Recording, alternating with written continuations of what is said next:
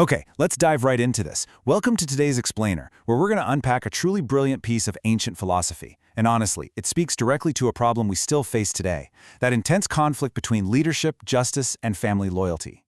We're looking at a story nested super deeply within classic literature that basically forces us to examine our own biases. It's an ancient text, but I promise you, the psychology at play here, it's incredibly modern. So, can parental love actually become a dangerous flaw? It's a pretty provocative thought, right? I mean, we usually think of a parent's love as the absolute ultimate virtue. But what happens when you're a leader and your fierce loyalty to your own child directly harms others who rely on your protection? Well, that is the exact frame narrative we're exploring today. We've got a ruler who is completely, utterly paralyzed by his own family loyalty, literally to the point of risking his entire kingdom. Section 1. The King's Blind Love. To really grasp this, we need to look at the guy at the center of the whole crisis, King Dhritarashtra. We're dropping right into the messy aftermath of a catastrophic gambling match where he basically allowed his own son to strip his nephews of all their wealth. Now, the king knows deep down this was a massive mistake. So, what does he do? He does what a lot of leaders do when they mess up. He deflects. The quote we have is just fascinating. He claims, "I think I was made to consent to it, drawn by fate." You know, just throwing his hands up in the air. But here's the kicker. He wasn't lacking good advice. His top advisors, wise figures like Bhishma, Drona, Vidura, and even his wife Gandhari, they all strongly disapproved of this game. They warned him, but he ignored them, and now he's trying to blame the cosmos. Naturally, that excuse doesn't even hold up to himself. And then we get the unvarnished truth, straight from the source material. He finally breaks down and admits, influenced by paternal affection, I am unable to cast off my senseless son Duryodhana. This right here is the king's true paralyzing weakness. It isn't fate at all. It's blinding paternal affection. I mean, he literally calls his own son senseless, totally acknowledging the boy's reckless nature. It's the ultimate, my kid is a terror, but I love him syndrome, just scaled up to a kingdom-destroying level.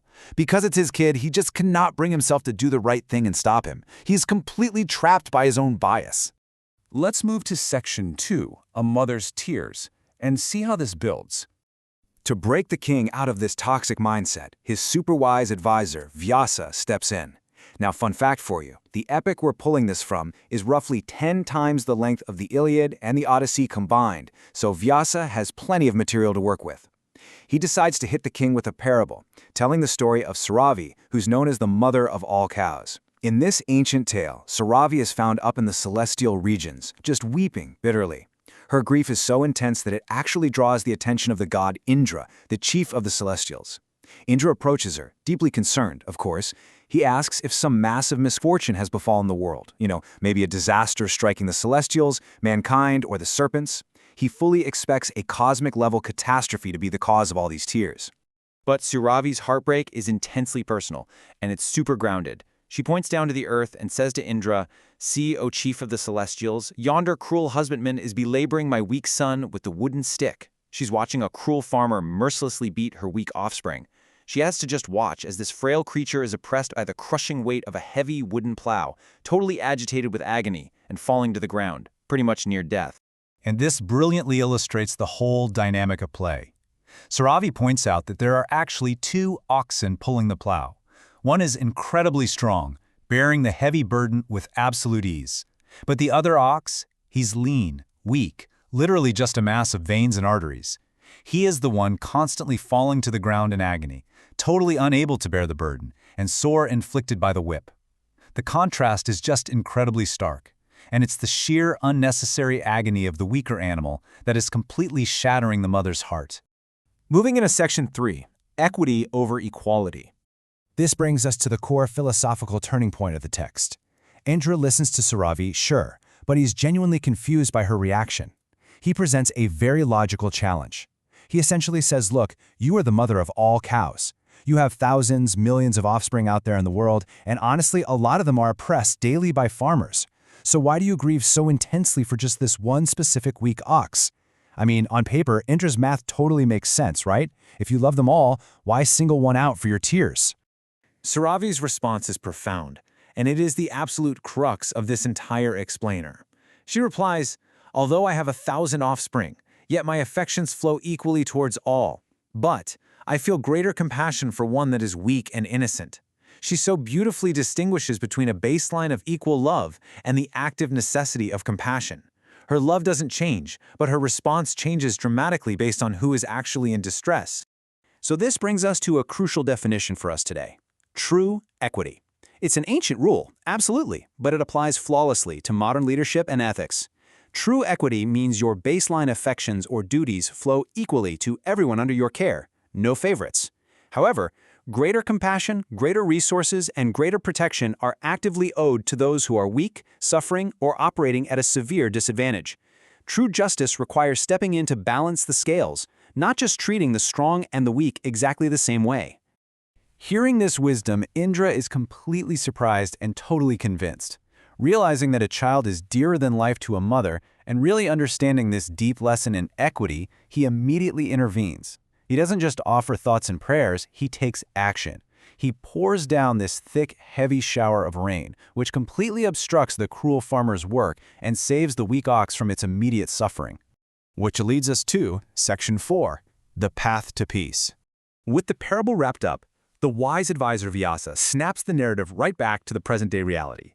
He didn't tell this story just to entertain the king, he told it to corner him. Vyasa delivers this incredibly direct instruction. He looks at the king and says, "Let thy affections, O king, equally flow towards all thy sons. Let them be greater towards those that are weak." He is explicitly commanding the king to take Suravi's rule of equity and apply it to his own extremely complicated family dynamics. Basically, he tells the king that his nephews, the sons of his late brother Pandu, should be treated with the exact same baseline love as his own sons.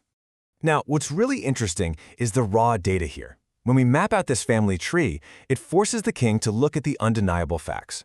King Dhritarashtra is sitting comfortably in power with a massive force of 101 sons, including that reckless Duryodhana.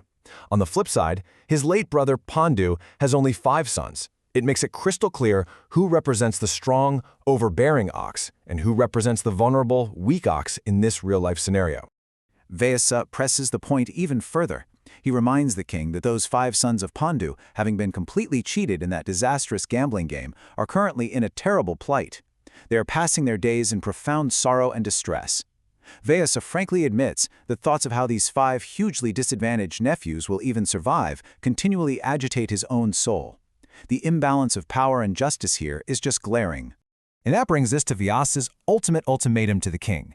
He says, "If thou desirest all the Kauravas to live, let thy son Duryodhana make peace with the Pandavas." He literally lays it all on the line.